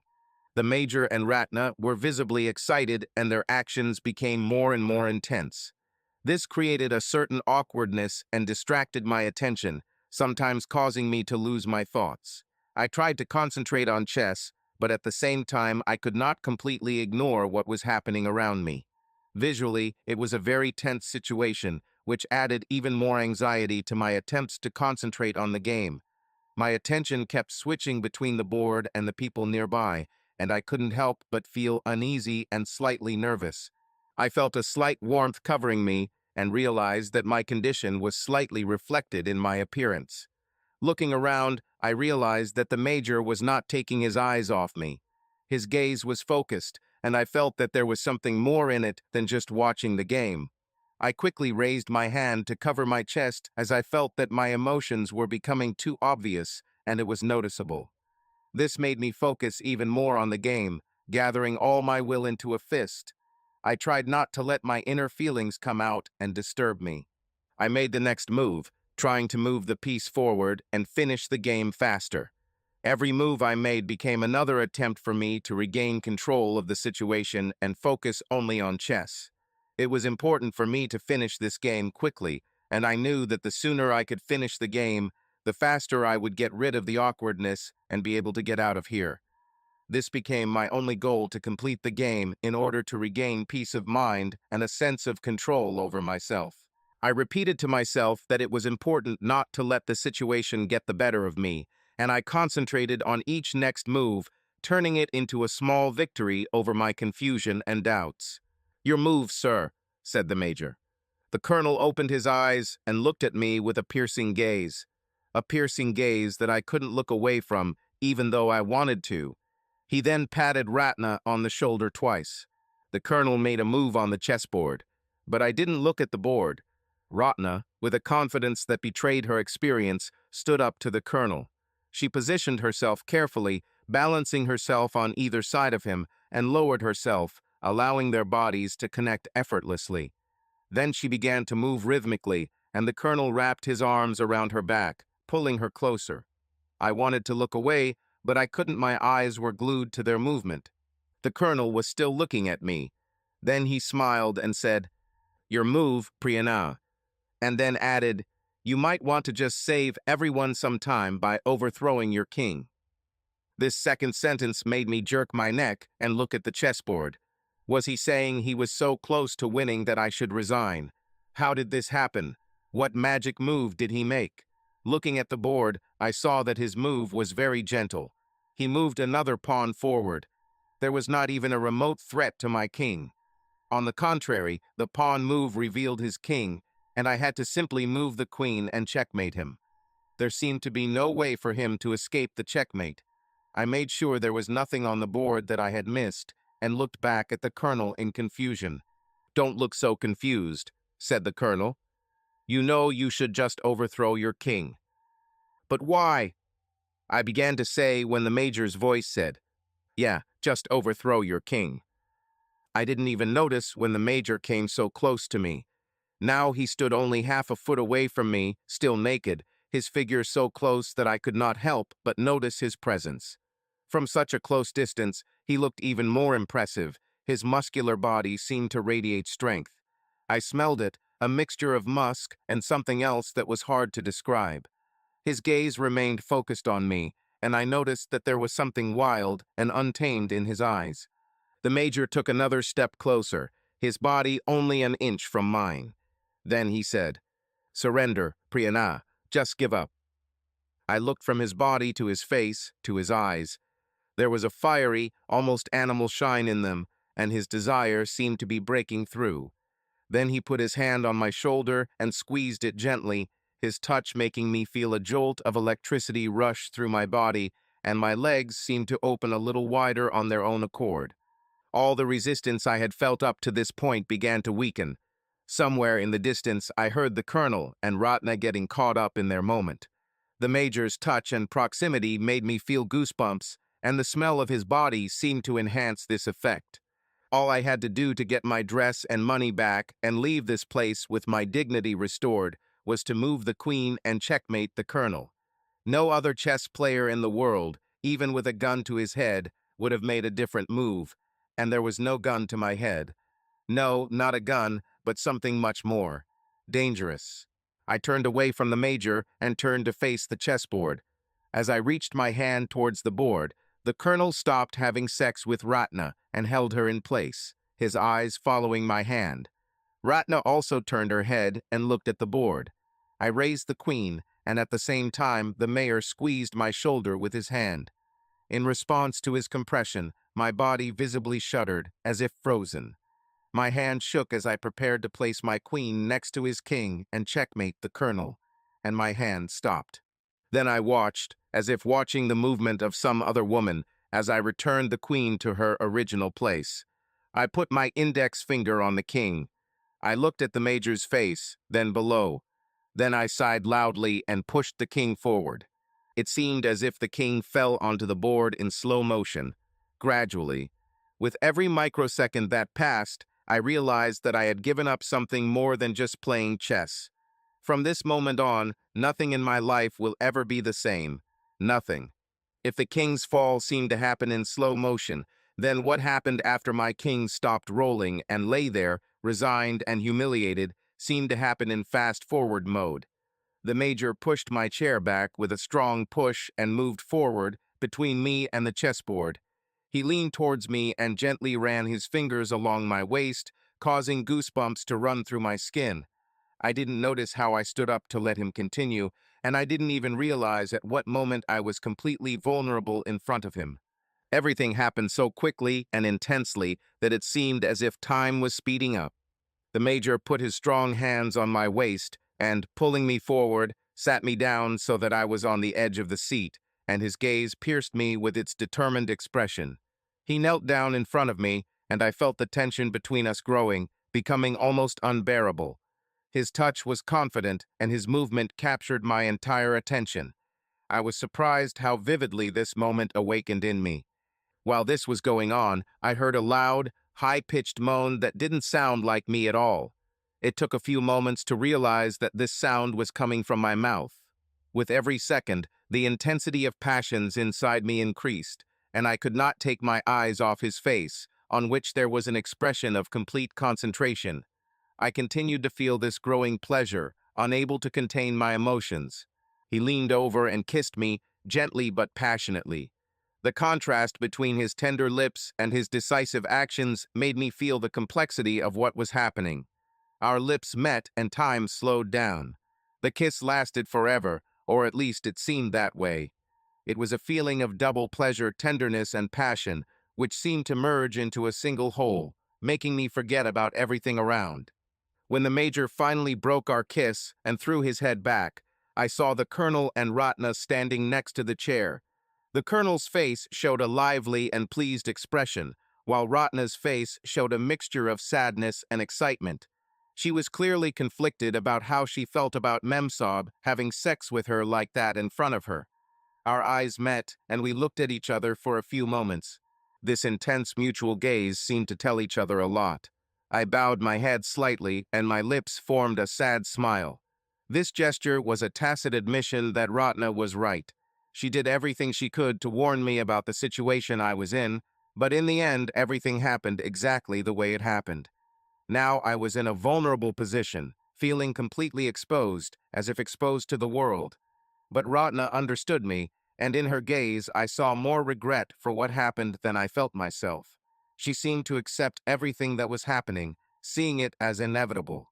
Despite all the difficulties, a warm, barely noticeable smile appeared on her face. There was a hint of understanding and even hidden satisfaction in the look at how things had turned out. It was as if she, just like me, realized that our lives would never be the same again. We were no longer just Memsahib and maid. Our previous roles were no longer clearly defined. Their boundaries were erased the moment we were touched by this new reality. Together, we went through something that connected us like an invisible thread. Ratna, still smiling, met my eyes, and we stood in silence for a moment. There were many unexpressed words and feelings in this look, hidden behind the restraint of the moment. But the silence was broken by the colonel's voice, which suddenly brought us both back to reality. "Don't you need to finish your work, Ratna?" he said, breaking our eye contact. Ratna looked away and her smile disappeared, giving way to seriousness. She looked at the colonel and nodded. "Yes, of course," she replied. The colonel made a gesture with his hand, pointing to the major, who immediately stood up and stepped back, letting everyone know that his participation was completed. I lay there trying to catch my breath, feeling my heart beat faster from the stress I had just experienced. My legs, raised on the armrests of the chair, seemed as if they were heavy, and I lay in complete prostration, not fully understanding what would happen next. My body felt exhausted, but there was also something strangely liberating about it. as if I was on the verge of something new. The colonel slowly approached me, taking a few steps. His silhouette seemed huge against the background of the room, and his movements were precise and confident. I looked at him, expecting him to take the major's place, but he unexpectedly did something different. The colonel took my legs firmly and carefully removed them from the armrests. Then, as if caring for me, he put one hand under my knees and the other under my back. Gently but confidently, he lifted me from the chair. My bare shoulders touched his broad chest as he pulled me close to him. I felt his arms securely supporting me, and my body seemed to be in a state of weightlessness in his arms. He held me close to him so that my breasts gently touched each other, and I involuntarily pressed my cheek to his strong chest, dotted with gray hair. At that moment, everything that was happening around lost its meaning. There was only his strength and warmth, which gave me a feeling of security. I closed my eyes, allowing myself to rest and trust in his strong arms. His confident movements and calm breathing created an atmosphere of security around me. For a moment, all worries and doubts disappeared, and I simply allowed myself to be in this moment in the hands of a person who, despite his severity and detachment, was now showing concern. As I've described before, I'm not skinny, but I'm not petite either. My height combined with my average build means that I weigh enough that most men would have a hard time lifting me. When Dhrov wanted to carry me solemnly across the threshold of our apartment after the wedding, he could only hold me for a few seconds and almost immediately lowered me to the ground. However, the colonel carried me with amazing ease. Holding me in his arms, he quietly entered his bedroom, with the major following a step behind, as if they were a marching couple.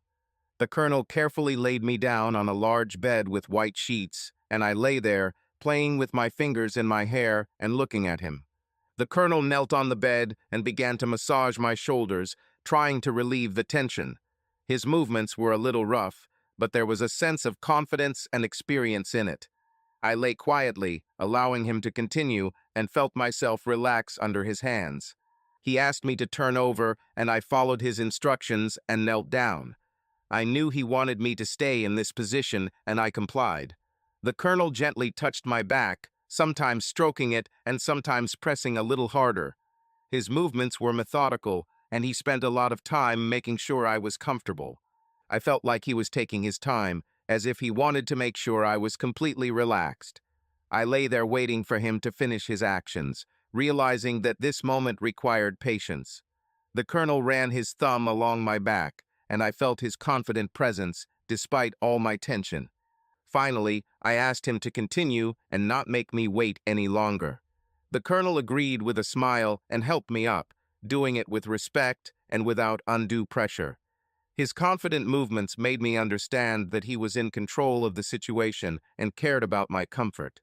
Although it started out a little tense, we soon reached an understanding, and the whole situation became less awkward.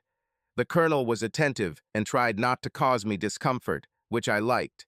There was a sense of confidence on his part, and his actions were careful, which made me feel safe. Feeling that I was already accustomed to closeness with the colonel, from the fact that my initial screams gradually turned into moans of pleasure, the major sat down in front of me on the bed.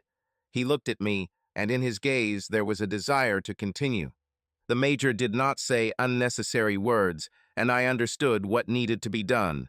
Soon he approached me, touching my hair and slowly guiding me. It was a strange feeling, but I tried to get used to it, trusting it.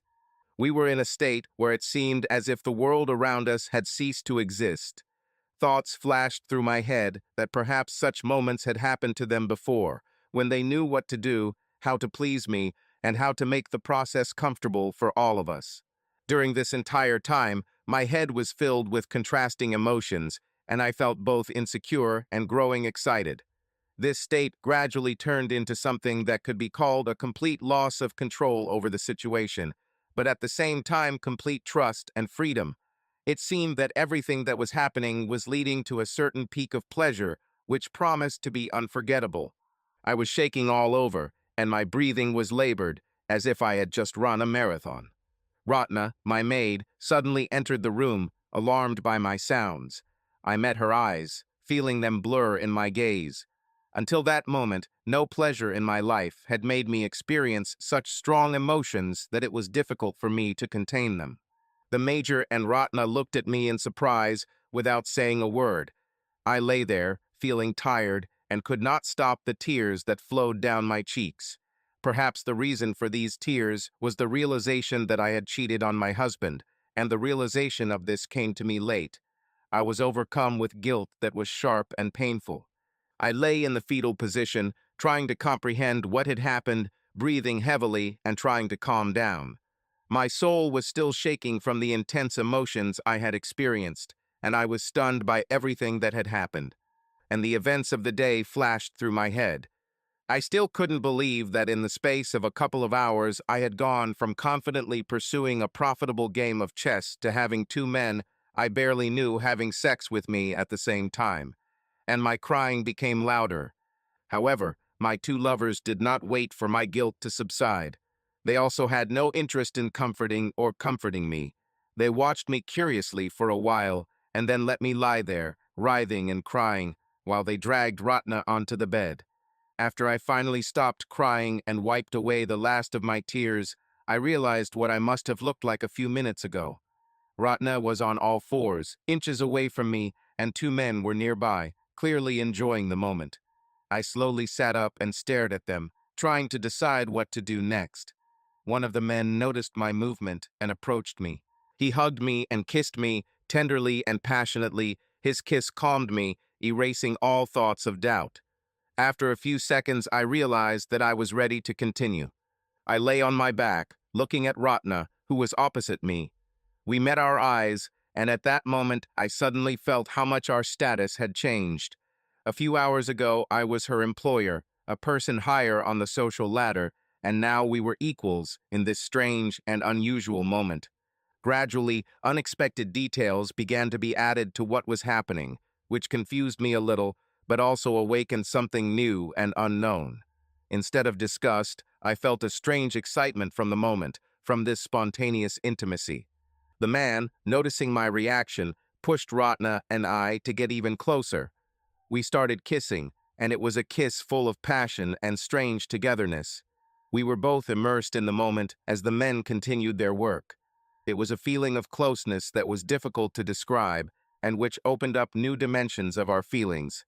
We continued kissing for some time until we felt a rolling wave of release and relaxation. Fatigue began to overcome us, but the men did not seem to be finishing yet. They continued, changing places and not leaving us alone. We became more and more tired by the minute, and soon I just stopped resisting and let everything happen. When it was finally over, one of the men came up to me and kissed me briefly. I felt tired, but Ratna seemed completely exhausted. She turned over on her side and instantly fell asleep. I also decided to rest a little since my strength was running out.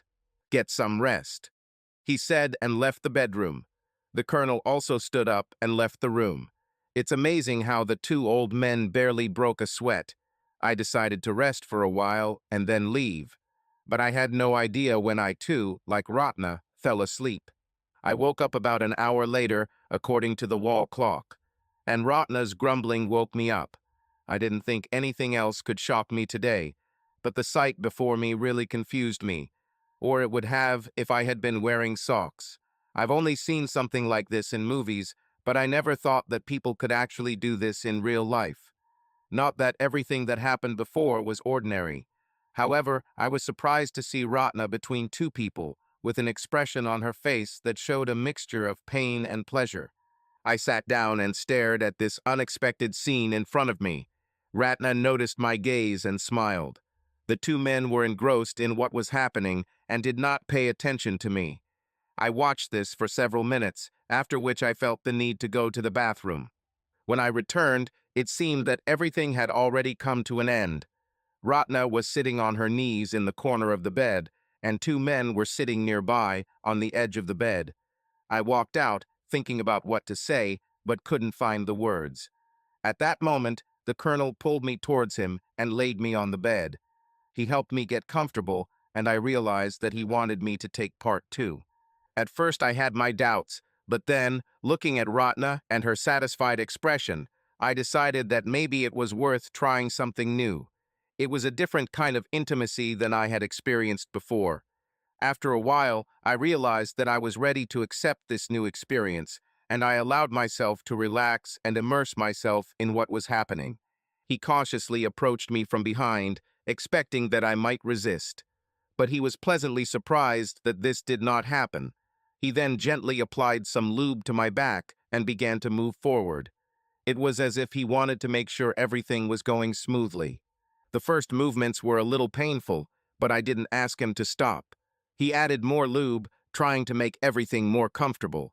The feeling was both unusual and excitingly new. Ratna, watching us, joined in and gently touched me, trying to calm me down. Very soon I felt that I was ready to experience this moment again. After some time, the men decided to give us a break. We sat next to each other, just silently resting, enjoying this feeling of peace. Ratna was the first to break the silence. "I have to go. My kids will be home from school soon," she said, getting up. I also got up and went to the bathroom. My body still felt tense, and I walked carefully, limping slightly. When I looked at myself in the mirror, I could barely recognize my reflection. His hair is disheveled, and there are signs of fatigue on his face. But that's not the only thing that has changed. In a few hours, I changed from the inside, becoming a slightly different version of myself. When I washed my face and left the bedroom was empty. Naked, I went into the living room, where two fully dressed old men began a game of chess. I approached them hesitantly. My panties were lying on the floor. I took them and put them on. "Another game?" asked the colonel. "No, thank you. It's time for me to go." I said. "As you wish," said the colonel. I stood and looked at him meaningfully. "What?" "Can I have my dress back?" I said.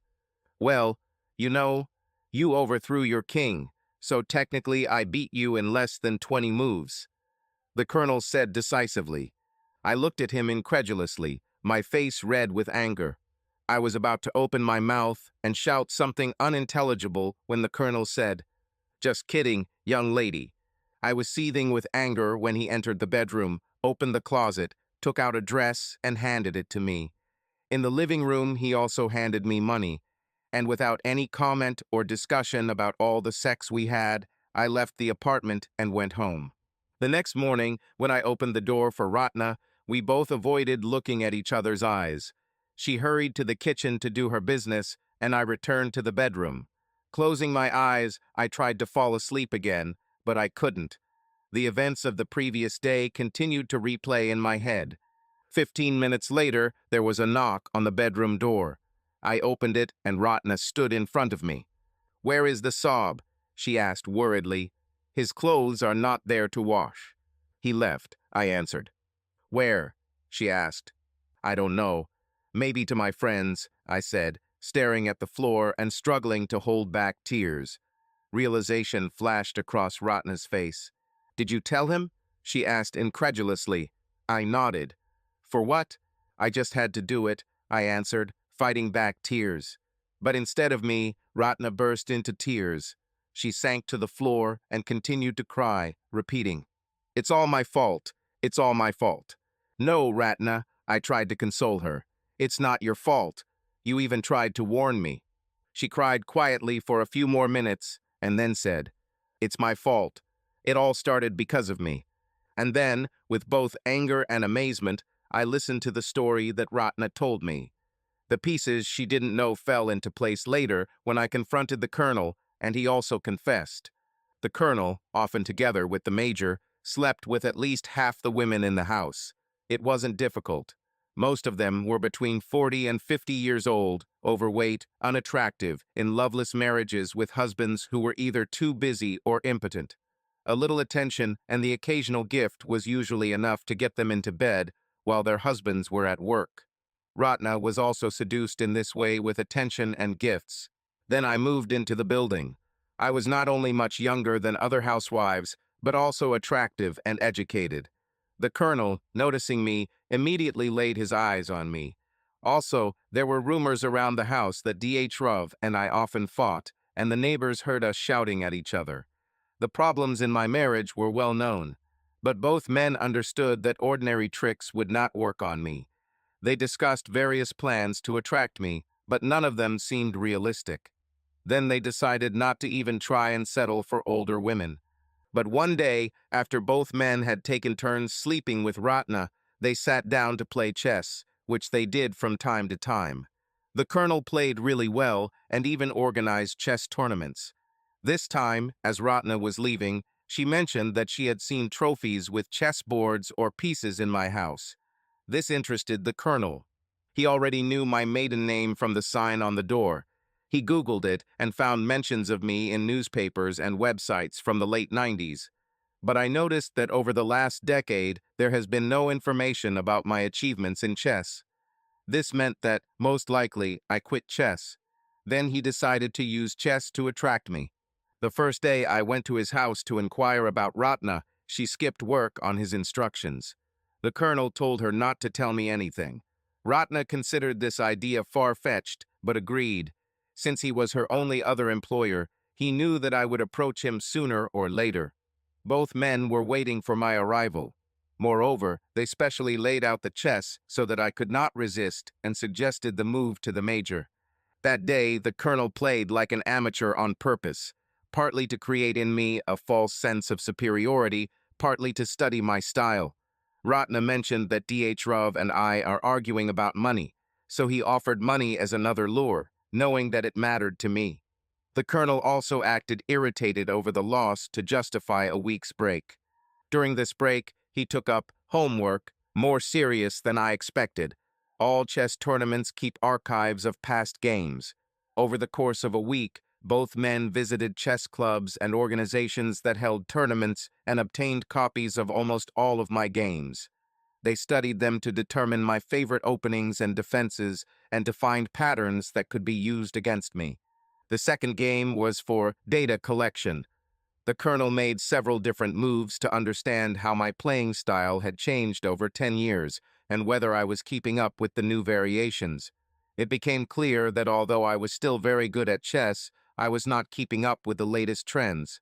It was possible to beat me with sufficient preparation and copying of recent games of grandmasters. Although I won that day, they received enough data to develop a strategy. The next week, they were confident they were willing to risk a lot of money. There was still a chance that I would win and the colonel would lose more money. But this was their only chance, and they decided to try. The preparation paid off. He knew my move with the queen sacrifice and was able to counterattack. Of course, I made a mistake with the bishop, but even if this had not happened, most likely he would still have won. I lost all my money and then made it easier for him by buying a dress with my past winnings and wearing it to the next game. Initially, they thought it would take a few more games to get me to the point where I would agree to put my clothes on the line. But one defeat was enough. After that, all the colonel had to do was hurt my feminist pride with a show of self-confidence, and that was enough for me to put my dress on the line. And the fact that I didn't think to put on a bra made my humiliation even easier. The men were sure that even if I agreed to bet clothes on the game, I would never agree to put sex on the line. To do this, I had to be skillfully lured. They decided that as soon as I was even partially naked, they would call Ratna and she would have sex with them right in front of me. It was a risky move. I could have been so shocked that I just walked away. But this was another one of their adventures. They bet that having sex with Ratna in front of me, combined with the sight of their large size, would excite me enough that I would agree. And as it turned out, each of their bets worked. In bed, I turned out to be even more willingly compliant and passionate than they could have expected. These revelations infuriated me. I fired Ratna and created a big scandal with the colonel. I avoided him for some time. He tried to apologize, to persuade me to spend time with him again, but I was too angry. On the home front, honesty, it turned out, was not the best policy. Dhrov gathered his things and left after my confession. He firmly decided to file for divorce and did not return. His lawyer immediately told me that since I cheated on Dhrov, I could not count on alimony. If I try to demand something, they will bring to court all the details of my betrayal, bring two old men and Ratna as witnesses and create a public scandal. I agreed to a period of separation followed by a no-frills divorce. A month later, I had no job, no savings, no husband, and no money to rent an apartment. I couldn't go back to my parents. I have no real friends left who could shelter me. All my friends were also D.H. Rub's friends and took his side because I was guilty of cheating. I found myself desperate, with no plan for the future other than to move into a working women's hostel and take a low-paid job as a secretary or receptionist. It was during this bleak period of my life that the colonel again came to my house, begging me to listen to him. I let him in, and when I heard what he suggested, it seemed like a better alternative than anything I could have come up with on my own. He and the major had long wanted to open a chess club. The colonel had enough savings to rent a small room. There was a need for chess training in the Kanjarmarg region. If I joined them, they would agree to share the profits with me. I decided that making a living playing chess, which I loved, was better than answering phones or making tea for someone. After a couple of days of thinking, I agreed. It took 10 days to organize the chess club. We rented premises, bought the necessary equipment, and developed advertising. Both men understood that I was still angry about their manipulations, so they behaved entirely professionally. On the 11th day, Friday, we finished working on the leaflets around 10 in the evening. Then the major finally decided to take a step and kissed me. I didn't resist. The three of us spent the night together. By 6 in the morning, when the men finally ran out of steam and stopped taking me one by one, I was so exhausted that I couldn't walk to my apartment. I woke up closer to noon, next to the naked colonel. We spent the weekend just having sex, eating and sleeping, and one morning Ratna joined us. When I finally returned to my apartment 3 days later, it was my last visit there. I packed all my clothes, books, and other things, including my chess trophies, and she moved to the colonel. There was no point in paying for 2 apartments if I spent most of my time in one. Not that the building wasn't already buzzing with rumors about us. After I vacated my apartment and moved in with him, these rumors reached new heights. Everyone started calling me the colonel's mistress, which, in general, was true. And I started getting 3 times more dirty looks from the women in the house than before. But I'm sure at least half of those looks were from women who were jealous that they could no longer sleep with the colonel because of me. My life clearly didn't turn out the way I imagined. During my student years, I planned that on my 30th birthday, I would relax in some exotic place abroad, with a glass of expensive champagne, with my beloved, successful husband, perhaps already with a child, in the circle of friends and parents whom I would bring it at my own expense, because I would have an excellent job. My husband would give me expensive jewelry, and the real surprise would be a BMW, which he would buy in secret. Instead, on my 30th birthday, I woke up still in Kanjarmarg, next to the major and the colonel, who were naked except for the red ribbons tied into bows around them. This was their gift to me. What I get every day is sex with them. Instead of expensive champagne, we all got drunk on terrible Indian rum, which they get for free in army stores. And my parents, outraged that I defamed the honor of the family by living like a harlot, did not even call to congratulate me. So no, life clearly didn't turn out the way I expected, but it's not that bad. I make good money doing what I love, which is much nicer than making millions doing something you hate. I have 2 educated, well-mannered, and energetic men with whom I have sex without any pretense of love, and this is better than participating in a painful travesty of a marriage where the love has long faded, and sex with them is better than ever. And subscribe to our channel so that your love doesn't cheat on you, and go ahead and listen to the next story, because this story is nothing compared to the next one. If you're under 18, don't even think click to the next one.